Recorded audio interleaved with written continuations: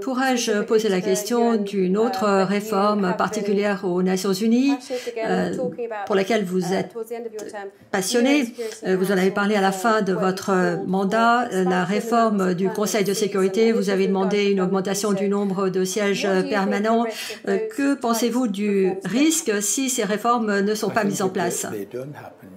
Je crois que si les réformes ne se font pas, les Nations Unies devront faire face à un défi important. Il y a les pays émergents, tout d'abord, qui exigent une place autour de la table. Et il y a des régions qui le soutiennent, qui soutiennent cette demande.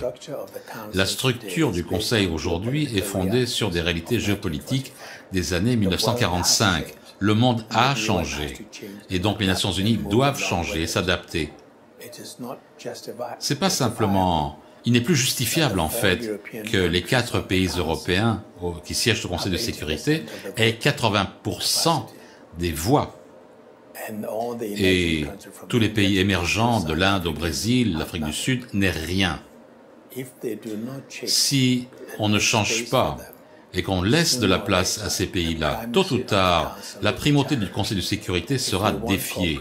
Si on veut la coopération, ces gouvernements doivent abandonner un peu du pouvoir pour qu'il y ait une participation qui ait du sens de la part des pays émergents. Si ça ne se fait pas, on va voir une concurrence destructrice. On a un exemple, lorsque la Chine n'a pas pu obtenir les réformes souhaitées grâce au Fonds monétaire international, ils ont mis en place une infrastructure, une banque de l'infrastructure asiatique. Est-ce que c'est bon, cette concurrence avec le FMI? Est-ce qu'ils vont coopérer? Qu'est-ce que ça veut dire? Est-ce qu'on veut voir la même chose du côté politique? Le Conseil de sécurité, même s'il n'y a pas une compétition, une concurrence, ça peut faire des problèmes.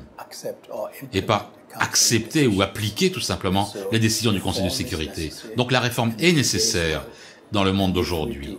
Et si on le fait, il y aura une coopération au long terme. Et si on ne le fait pas, on va se retrouver face à une concurrence potentiellement destructrice.